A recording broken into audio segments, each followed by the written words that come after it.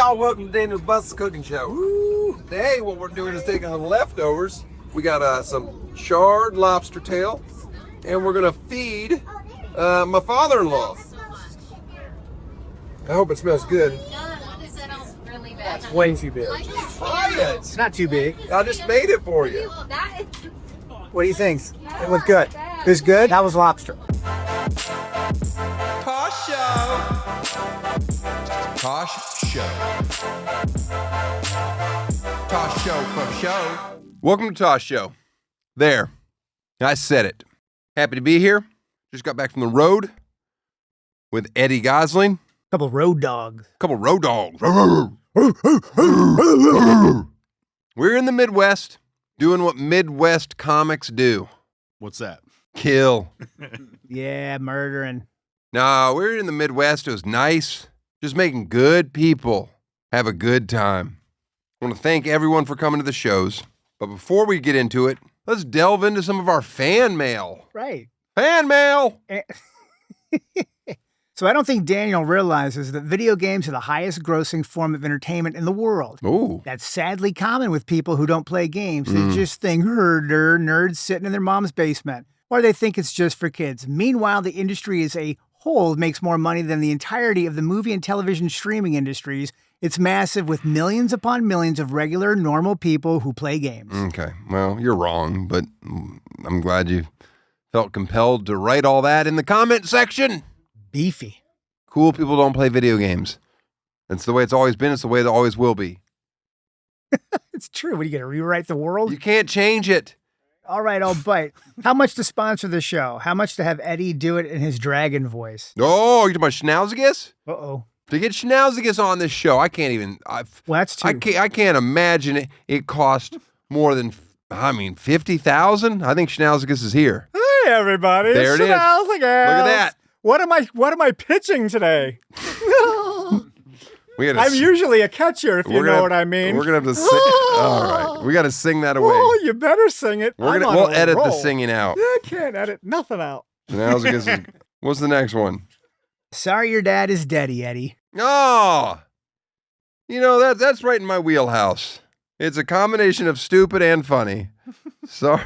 Yeah. Sorry, your dad is Daddy Eddie. Well, you know what I say? Comment of the year. Comment of the year. Bro. Hit the bells. Winner. Congratulations. You were being sincere, but you were also being funny to Eddie for his loss. Definitely a dark spot when I read that, and that did make me laugh. Yeah, if this person kind of gets us. I don't care who passes. If somebody says, sorry, your dad is Daddy Eddie, that's going to tickle you for a second. You made a rhyme. I'm like, that's good. You made a dumb rhyme. Yeah. I liked it. That's pretty good. Well, thanks a lot for MH-WJ3PK. Means a lot. That guy gets it. Somehow realized that some of Eddie's laughs are piped in. How long does it take to edit? No shade. No shade, Ed. They're not making fun of us.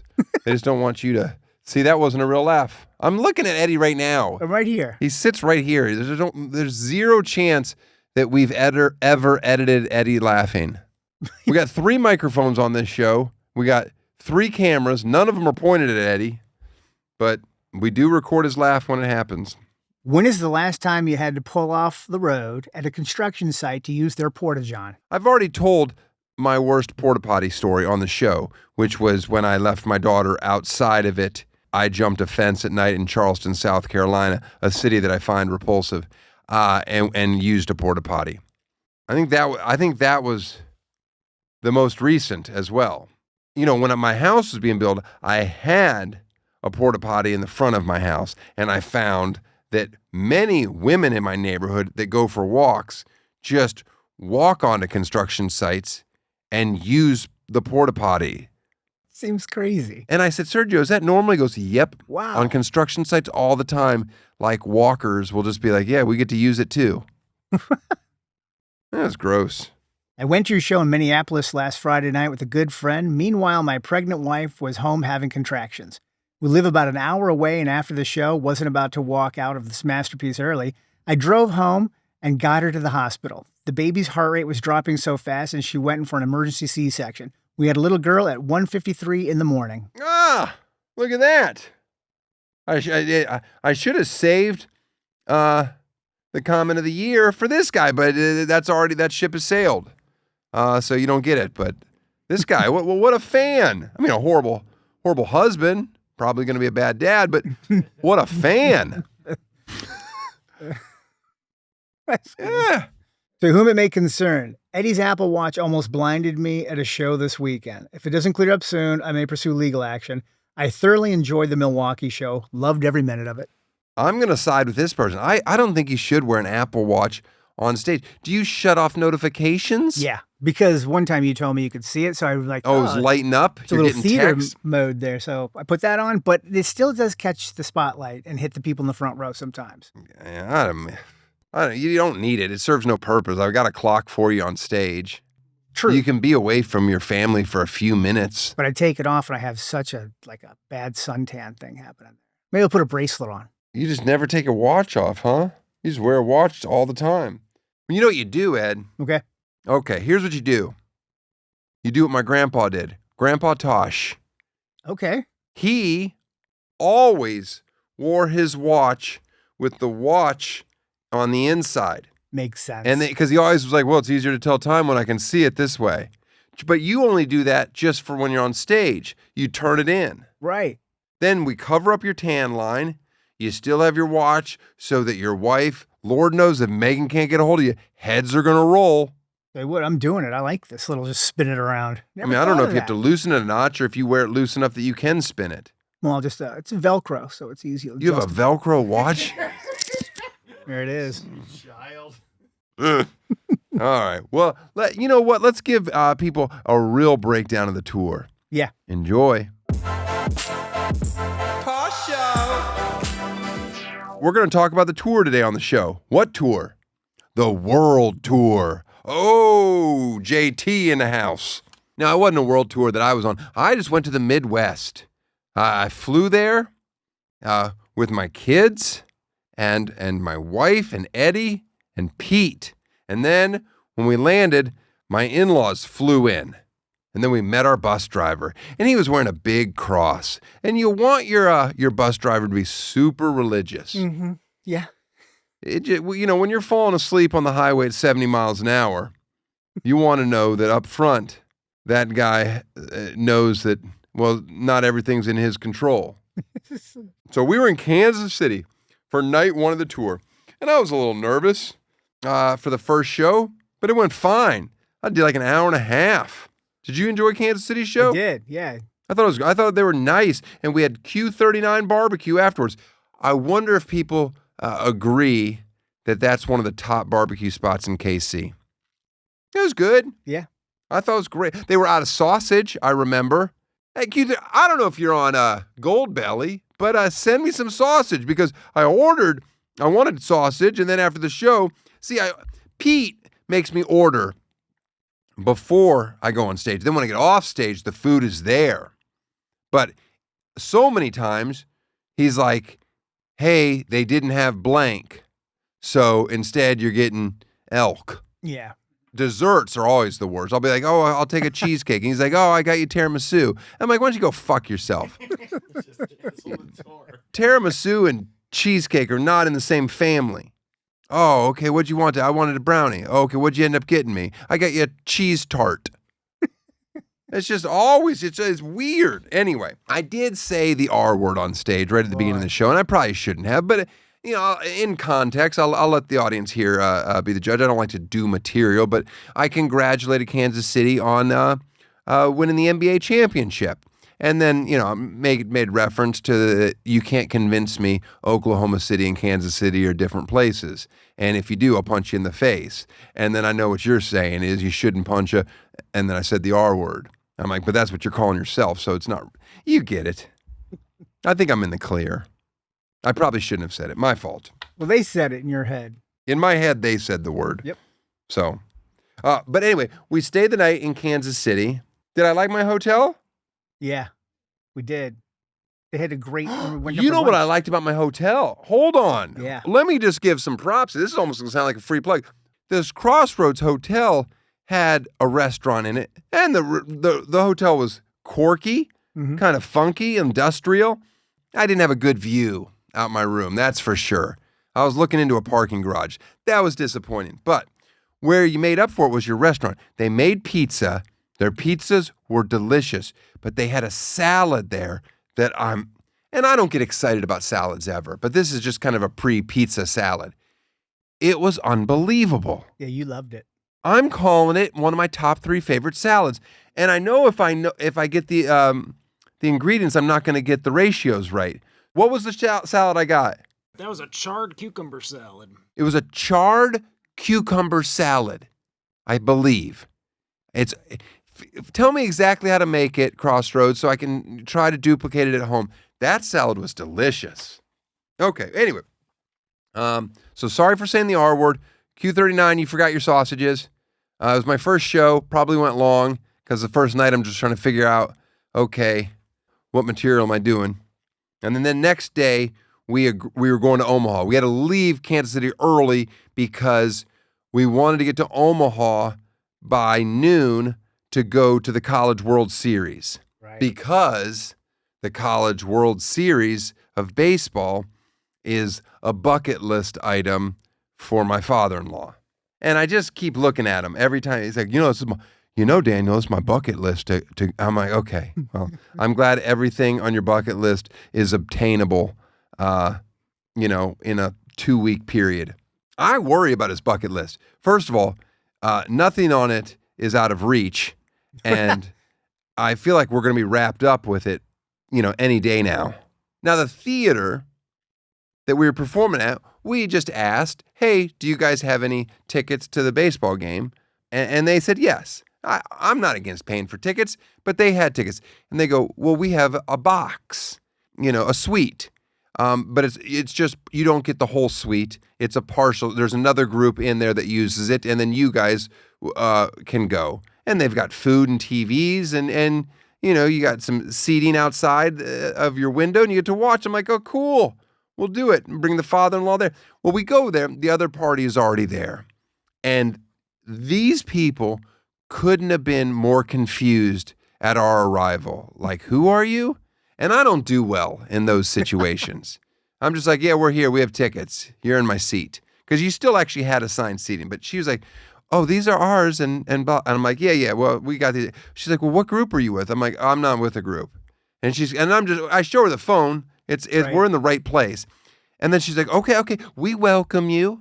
And she's holding her hands like this. And she keeps saying it over and over. Oh, okay, we welcome you. I'm like, first of all, you don't need to welcome me. You don't own this place. I was given these tickets. I don't need to tell you where I got them from, but I'm sure she works for the same company that we got the tickets for. And she's like, we've used these tickets for like 20 years and we've never had anybody come into the box besides us. I don't care about the backstory. This is where our tickets are. But she just kept going, we welcome you. And that's what I hate when people talk about when they shit on California, but they say the South is so sweet and nice. And I know this is Omaha, so I don't even know what that means, but I felt very unwelcomed. We welcome you. She's like, get out of my way. I'm going to eat a sandwich. They had a spread of food in there. They had weird food too. They had like pulled chicken, veggie patties, some guac, chips. Like a salsa station. There was a salsa station. Drinks. And some bad popcorn. Right, okay. My son liked the popcorn. Whatever. We welcome you. So anyway, now, ever since the tour, whenever I see somebody, I just go, we welcome you. Yeah. And then my daughter does it, and she's 2, and she does the hands too, and she goes, we welcome you. I just hope this somehow gets back to that lady.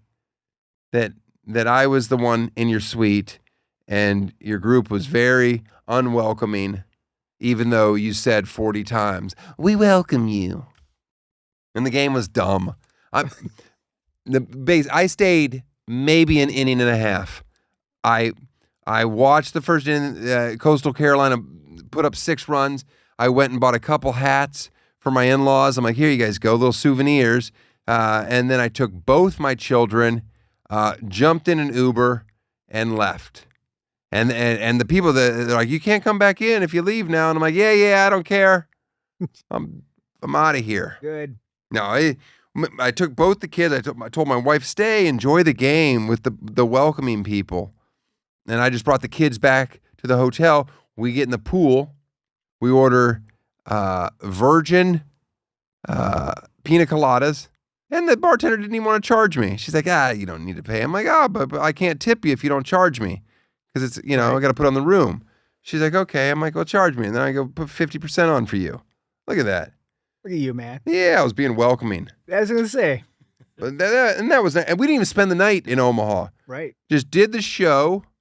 And the show was good. The people of Omaha were welcoming. And then we just left that night to go to Minneapolis because it's a long drive. Now, this is where things get ridiculous.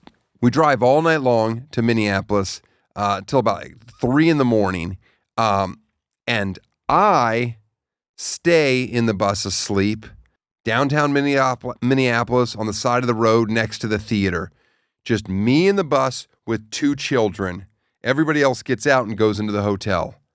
Now, this hotel was like a couple blocks away. And this area of downtown Minneapolis, I mean, I have to be honest with you, not the safest. Sketchy. Yep. Okay. We'll point out some of the people that we ran into later. But my wife goes in to go sleep into the hotel. And then the next day when I go, I pass a hooker, and not a good hooker either. Like pulling her skirt down because her big fucking gross ass is like hanging out of it, and her pimp walking out of the front hotel door. And by the way, this hotel doesn't have a lobby, it just has a woman on a desk. It's almost like it felt like a youth hostel, but whatever. The room that we had was enormous, just a huge suite, I guess.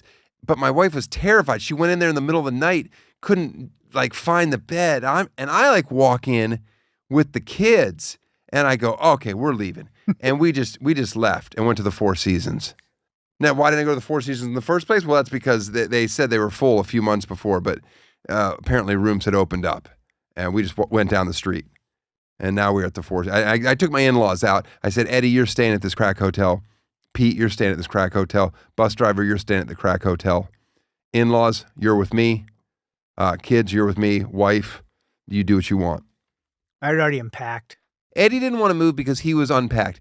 And then Pete loses his mind because he didn't realize that Eddie every day on tour unpacks in a hotel and puts things in drawers. Love it. Especially 2 days. I'm like, I'm living here, baby. Eddie's like the accountant.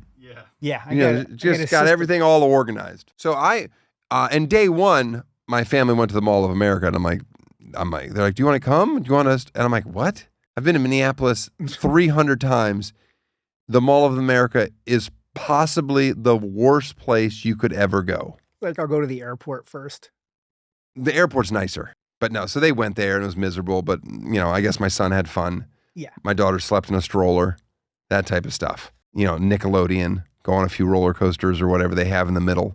I mean, how many stores that you thought had gone out of business can you visit? There's a Toys R Us in that's crazy. the Mall of America. Aren't they out of business? Yes. Would think. No, they are. I thought they famously went out of business. Whatever. Minneapolis first night was great. Second night was oddly not second night wasn't my favorite, and that was my fault, not theirs. I got a little mush-mouthed. Sometimes I get mush-mouthed on stage and words don't come out as perfect as I wanted them to. You don't care. But near the theater was a big old banner of a tiny, tiny Asian man. Mr. Lewis Lee, owner of the Acme Comedy Club, which is a club that I got my start at, probably one of the first real clubs that ever headlined me. It's like it's in the warehouse district. So you go down below. The following day, I took my family for a walk, and I made them walk by the club. And then I said, let's go in. And there was nobody there, but then I saw an Asian woman cleaning, and I knocked on the window, and she came over and she unlocked the door, and I said, hi, I used to work here a long time ago. I'm friends with the owner, Louis Lee. Can I come in and show my family? She doesn't say a single word. She just leaves the door open and walks away. And so we all walk in and we go back to the green room, and the green room leads right onto the stage. And then we walked onto the stage, and she just immediately turned all the stage lights on, like from the booth. She's like, just made the place look beautiful. That's wild. Still hasn't said a word. I'm like, well, that was nice. And then we walked around, and then we walked out, and she walked up behind us, and I said, thank you so much. And she just locked the door. This Minneapolis was the first place on tour that I got violent diarrhea. I had some Mediterranean food at the time. It was delicious, but I it didn't stay in me long. But I made it to a toilet. Good for you. Yeah. The funniest thing that happened in Minneapolis certainly wasn't me on stage. My father-in-law was walking around the city with me, and you have to understand this man has never traveled outside of Florida, so everything he sees is new to him, and he tries to like give me like tidbits, like, oh, you'll find this one interesting. You see that building over there? That's U.S. Bank's international headquarters. And I'm like, no, it's not. That's where the Vikings play. I kid you not. U.S. Bank Stadium. It says stadium right underneath U.S. Bank. Massive. And then he spends the next 30 minutes trying to look up on his phone to see if I'm right. And then eventually he's like, yo, it turns out you are right. But I know that international headquarters is around here somewhere. I'm like, yeah, it probably doesn't say stadium on the side of it. The rest of the time on the bus, relentlessly pointing out any building and asking him what bank that was so funny. Oh, we didn't let up. Anything you saw. Any baseball field that we saw, we're like, oh, you've got to go to that bank. It's so beautiful. It was so, Like, that bank is so nice. Oh, so, Yeah, we tease him pretty hard, but he commits. You know, he puts himself in those situations. bucket list stuff. Ugh. And then from Minneapolis, we headed over to Milwaukee. Milwaukee was too hot. By the way, every place we were at was like 90 degrees. Boiling. Oh, it's just miserable. In Milwaukee, who was it? It was Donut Monster. Thank you. They gave us like 4 dozen donuts, Right. which is not. If you want to give me donuts, that's nice, but like give me 2. There's nothing I can do with that many donuts. I just had to start giving them away to people. Then people are like, I don't want donuts. I'm like, well, it's they're free. And they're like, yeah, I didn't think you were going to charge me. Milwaukee. We did 2 shows that night, which is never my favorite, but it allows me to do laundry in the venue, which also isn't fun because I'm just down there in my underwear, shirtless, and like staff is just walking by like, what is going on? Is that the performer? And I'm like, yeah, it's just doing laundry. I think the first time I saw you do that, just like not wear anything other than you're washing everything, I'm like, I wouldn't pick you to do that. Well, I don't have any. I didn't have any extra clothes, and I want all of them to be clean. I'm not going to keep a pair on, so I'm just in my underwear, and I'm washing everybody's stuff. Like my mother-in-law. You ever fold your mother-in-law's unmentionables? Huh? Any of you? No, I don't know. I've done it so many times. I don't even care. I just shake them out. There we go. Fold there, and then Pete was like, hey. Right after the show, we're taking off. Do you want me to fold the last load? I'm like, or put it in the bus. I'm like, no, I don't want you touch. I didn't want him touching my mother-in-law and my wife's and my daughter's panties. Pete's got. And he just kept saying, I'll do it. It's no big deal. Why is he asking so hard? He kept pushing. Why? What's going on? He kept pushing. He's like, I'll do it. No big deal. I don't care. I'll close my eyes and do it. The hotel that I stayed at in Milwaukee, they had little ukuleles in the room, and my kids loved those so much that when I came home, my wife had bought 2 ukuleles, and I'm like, ugh. There you go. I'm like, couldn't that just been like a moment for them, like a memory? Oh, remember when we were playing with the ukuleles? Now I have to have 2 ukuleles, which eventually I will give to a guest. Oh, you're right. And then off to Madison, Wisconsin, from Milwaukee, and that's a short drive. And everyone loves Madison. But we had the same problem that most people have when you travel, where your hotel room won't let you check in till 4 o'clock, and we're there at noon. And I'm like, oh, this stinks. So now I'm stuck in the bus. My wife's like, oh, the girls are going to go, me and mom are going to go run and get massages. I'm like, oh, great. I'll just sit in this bus while my daughter naps because I can't leave. Oh. And then my wife came back, and they're like, oh, the massages were great. So me and my father-in-law went to get massages. And I'm going to tell you something. right now. I fell in love. That masseuse in Madison, oh my goodness. She had tiny hands, and she talked so softly. And when she massaged you, if she was going to go do something in the room, she never let a hand leave your body. She would like go get something, but still kept her hand. I don't know. She was magical. It was nothing, Like a John moment. No, there was nothing sexual. This was just a good massage. It felt amazing. The problem with Madison was Sunday. We were in Madison, Wisconsin on Sunday, and we did 2 shows. And for whatever reason now on tour on Sundays, if you add a second show, they put it before your first show. So I had an 8 o'clock show, and then I had a 5 o'clock show. Yeah.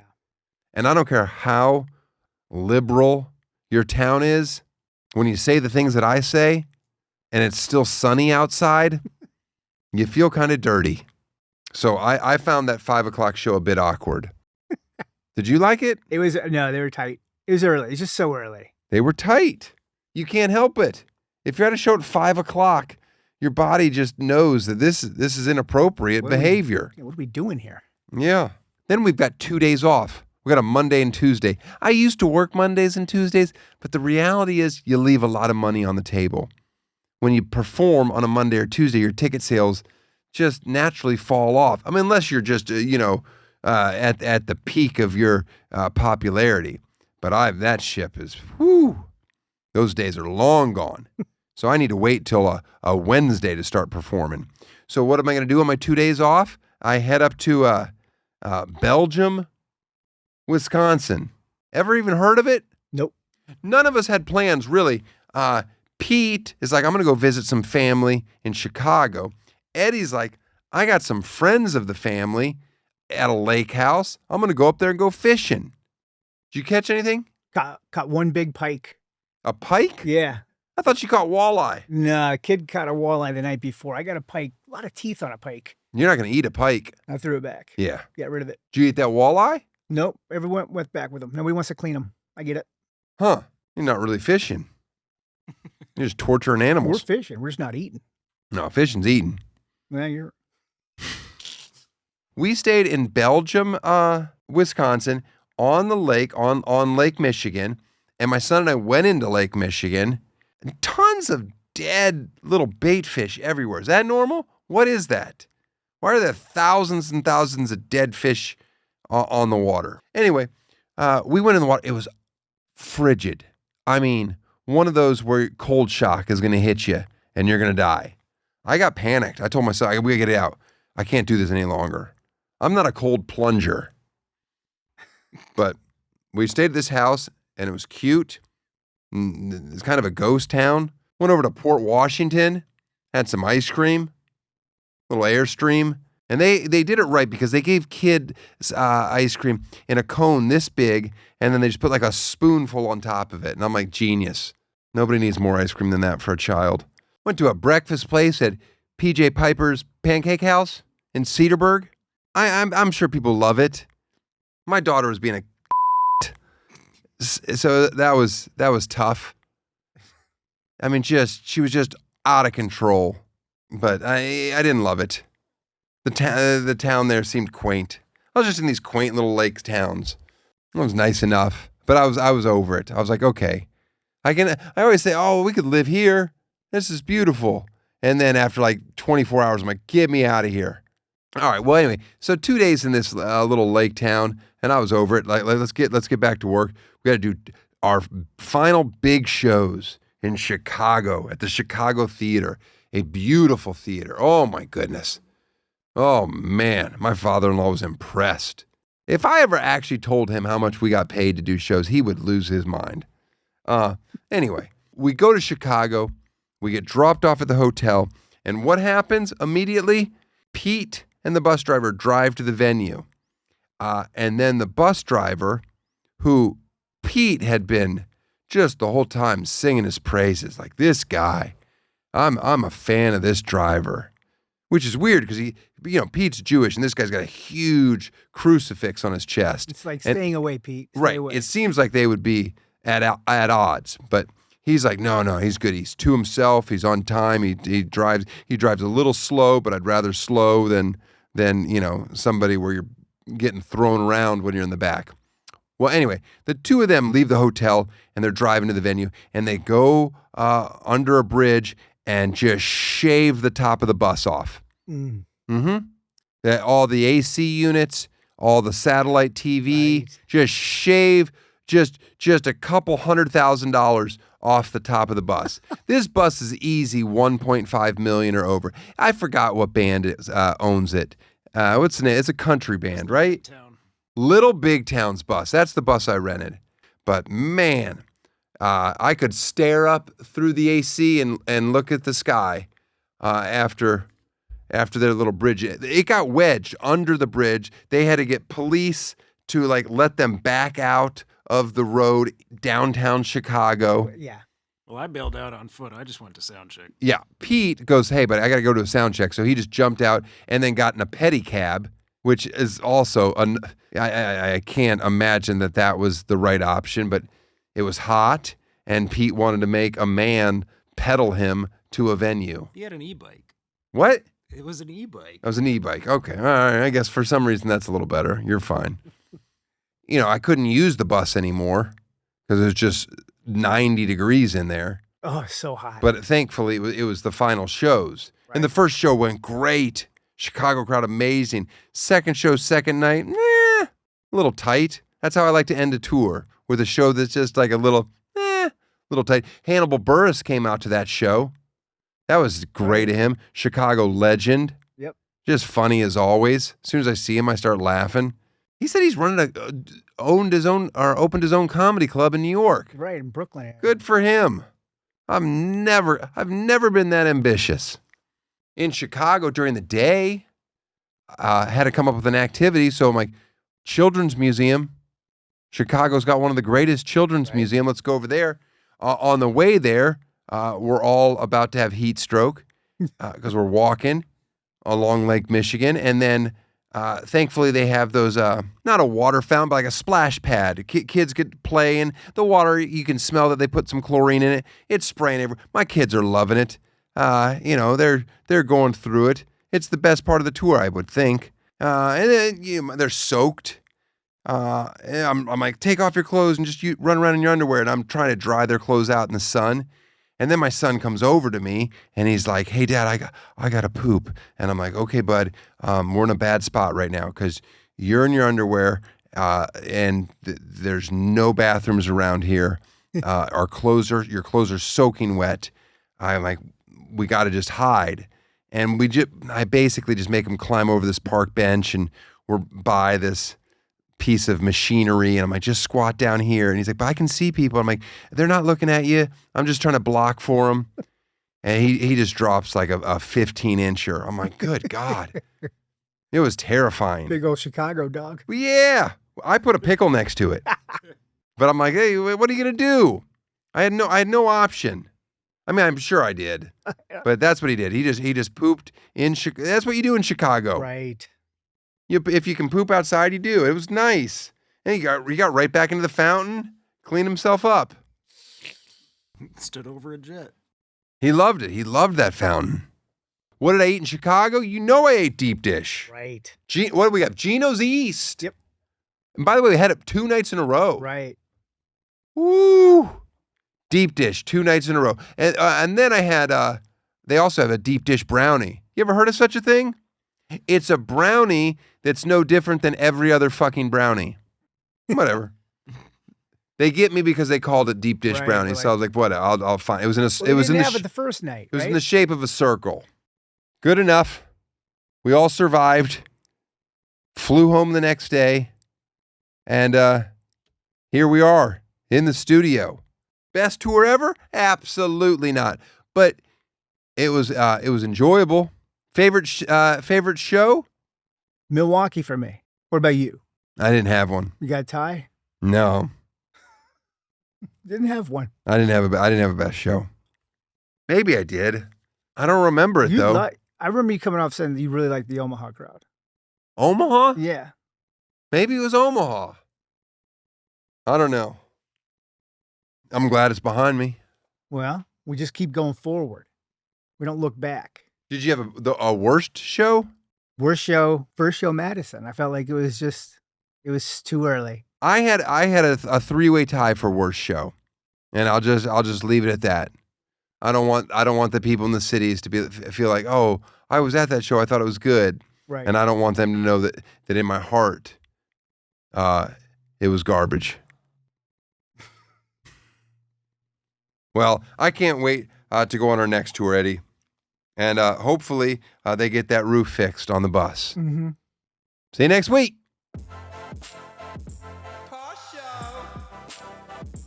Tosh Show. Tosh Show for show.